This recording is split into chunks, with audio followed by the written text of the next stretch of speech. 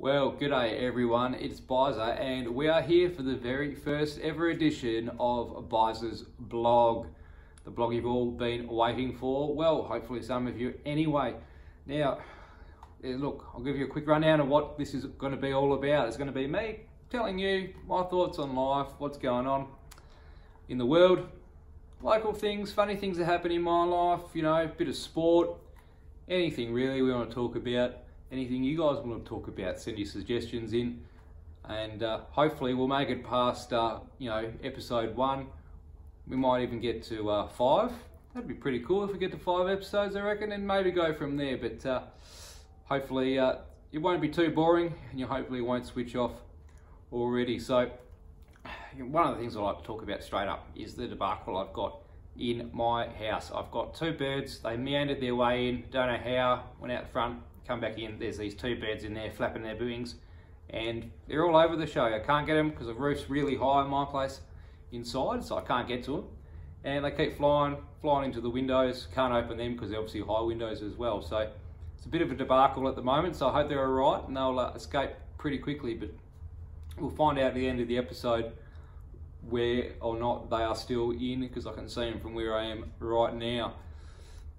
And some of my a bit of the view for the viewers behind me, and for listeners, of course, I'm just sitting here out the back on the waterway there. It's quite lovely. Straight up, we'll get into a couple of funny things. Of course, we'll get into a bit of a local funny one. Straight up, now in a town called Nannup in Western Australia, they built this fabulous clock tower. Now the local gentleman, he built for 15 years, I believe it was, a wooden gyroscope clock. Now the biggest wooden gyroscope clock in the Southern Hemisphere, or in the world actually, I think it is actually, yeah, in the world. They put it up probably about 3 months ago, and the guys at Triple M went up and promoted it, and there was a big hoo-ha about it all, happening. And sure enough, I read in the paper this week, something's happened, and they've pulled it out, and you had to get it gone. So there's a bit of a relationship breakdown, I believe, between the lady that owned the place and the gentleman that made it. And I quote her in the paper was saying, "I'm devastated to see it go, but I had no other choice but to ask it to leave." Doesn't really make sense to me, that one. If you didn't want it to go, I would have thought it would still be sitting high in the purpose-built tower that you actually built on your property to hold, to house it. The next funny thing I want to talk about is the new dog laws that the Mount Gowan government, WA, have pronounced on the paper, and they want to talk about this new proposals for the dogs. Some of them make sense because, got to restrain your dog. Yeah, it makes sense. I don't see why we should, have the dog in the back of the ute, not restrained. We're driving on the highway, pretty high speeds. Poor bugger falls off, he's going to cark it. So we should make sure, they're a little bit safe, of course, which makes common sense. But other ones like this is a bit silly for me. Not allowed to have them on the lead for more than 2 hours in a 24-hour period. So we're gonna go for a walk in the morning, go for an hour walk, yeah, no worries. Come home, go for a walk. No, sorry mate, can't do it. You've been walking too much, you can't go. Sorry, you've been tied up because you might have run away. Bad luck, mate, can't do it. No walking today, you've been tied up for 2 hours, so we can't go. Next one. Don't drive them over speed humps. Got to be nice for them. What? Get rid of the bloody speed humps, you fuckwits. What are you talking about?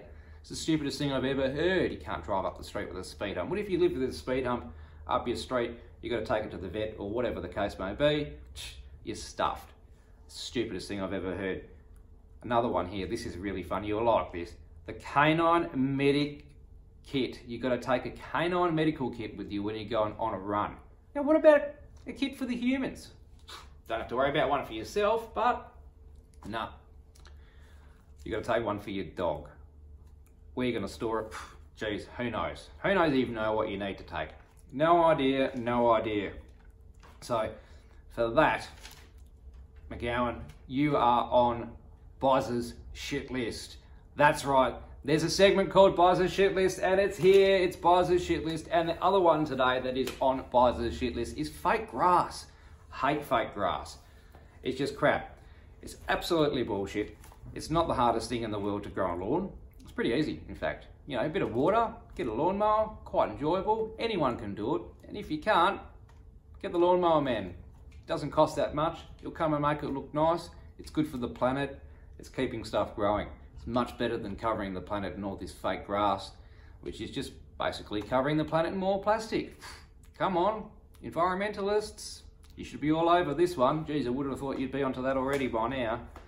Tell you what, the other one that's on my shit list, Essendon supporters, you absolute wankers. Anzac Day, this is where we're going to go into. So we're into sport now, so this might be a bit of a big one. So Anzac Day, what a cracking game that was.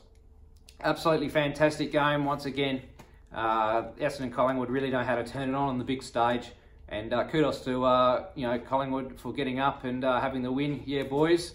And Scotty P for having the performance you did, mate. Obviously deserving that Anzac Day medal. And yeah, absolutely disgraceful behaviour by the Essendon supporters there to boo the champion in Scotty Pendlebury as he's going up and accepting his award and having his speech.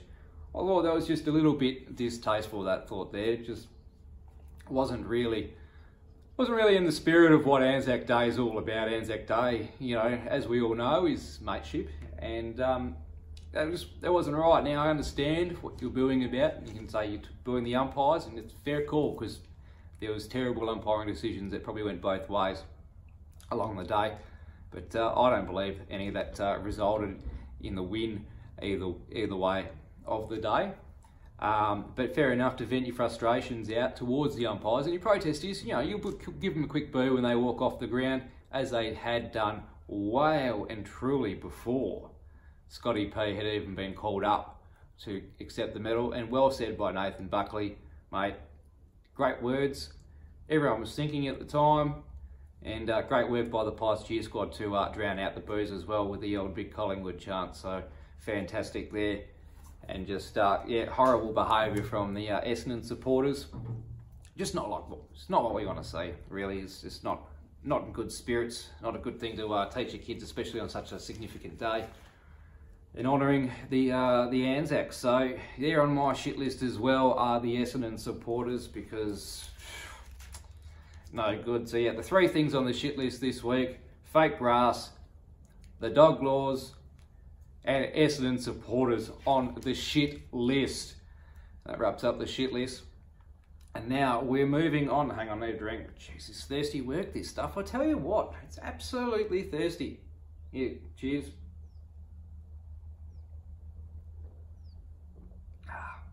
A bit of a cold beer on the job, never hurt anyone.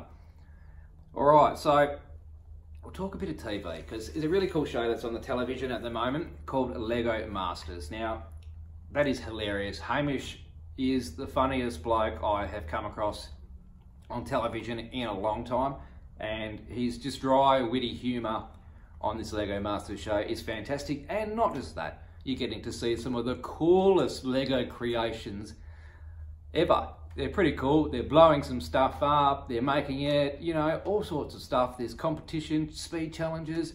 It's awesome. I can't wait for the next weekend of it to see. It's going to get better and better and better as the series goes on. Channel 9, you've come up with a good one there. And probably about time you did something, because you've not really had the best run. So, footy show, of course, that's gone down the gurgler. No one watches that crap anymore. No Sammy Newman, no footy show. Eddie's gone. See you later. It's down the gurgler. Everyone's switched over to the front bar. I'm a front bar guy now as well. Pretty good show, pretty funny. With Mickey Malloy. Now, of course, everyone else is talking about Game of Thrones. My thoughts is, get fucked Game of Thrones. I've never watched it, never will, so I've got nothing to talk about there. Not my thought, not my process. See you later. Gone. Game of Thrones. People probably love it, but you know, it's just not my cup of tea. So, sports. All right, we'll get into the sports. It's all happening in the sports. Cricket World Cup coming up soon, and then obviously the Ashes after that. So, pretty exciting times for Australia in the cricket. But something funny that happened with the cricket, of course, was Jimmy Faulkner, wasn't it? That was a bit funny. He's got his old social media post up, and he's put a picture of his mum and him and his best mate is having a birthday dinner, and he puts up there, talks of his boyfriend, and everyone's gone, oh, he's gay, he's gay, he's gay, and the media have gone up and reported, jumped the gun, really quickly, as the media like to do these days, and reported him as being a homosexual, which really, who cares if he was, because at the end of the day, it's nobody's business except his own. And if he was, good luck to him. But of course, Jimmy came out later on that day confirming that he was not, and that he was just using the as tongue-in-cheek talk, because naturally, you know, all the girls say girlfriend all the time, so he thought he'd say the same thing, and the backlash from there has been huge for the poor bloke. So, oh well, he's copped it sweet on that one, but yeah, the media really need to pull their heads in on that one and sort of work out what they're talking about before they start flapping their gums, as they always do. It's going to be interesting with the World Cup, of course, coming up. We'll start talking about that as we get a little bit closer to it, and we're going through all analysis of the game and stuff like that as well. I'll be right into it, so we'll be chatting all about that. Now into the AFL, big weekend coming up as well. West Coast Eagles, they got a bit of a premiership hangover, do they? I don't know if they got a hangover, because they could be still a bit drunk. They haven't been performing that well the last couple of weeks. Start of the season was pretty well, but there's a long way to go, so I reckon they'll be up and about again.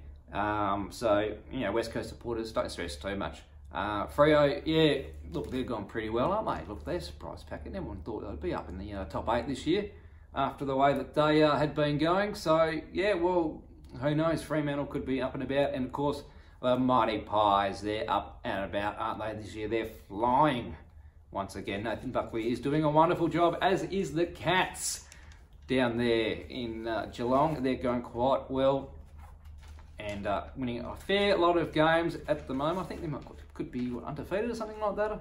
Is it? We'll get into the tips, and for round 7, let's get into them straight away. Pies, Port, Pies. Dogs, Hawks, Hawks. Giants, Saints, Giants. Lions, Swans, Lions. Dogs, Tigers, Dogs. Eagles, Suns, Eagles. Blues, Roos, Blues. Cats, Bombers, Cats. Crows, Dockers, Dockers. And look, going to be a pretty good weekend of footy, I reckon, once again. So should be pretty good to flick the TV on if you're not doing anything, sitting around at home. And because the weather's going to be pretty crappy on Sunday, but might be pretty good. Get out and about early on. You can see a bit of cloud coming through me behind. So who knows what the weather's going to be like. Average starting to get pretty chilly these days down here. So this is not the best. F1s as well. Wow, what a weekend that was in Formula 1's just gone. Danny Rick, what are you doing? He's just having an absolute mare at Renault, reversing into the torpedo. He's just torpedoed in on the torpedo, and yeah, not having a great time down there is Danny Rick. Mercedes once again going well. Valtteri, yeah, dominating at Baku. And yeah, real fight on there. Once again, Ferrari talking the talk, but once not walking the walk. So who knows what the second half of the F1 season will produce. I don't know. A very interesting little space to be watching. A bit of more local talk. We'll talk about politics and the looming election, of course, because we've got to get onto that. That's a pretty big thing. Locally, signage around the place, you know, it's not a great deal of stuff in the local electorate about what's coming up with the election.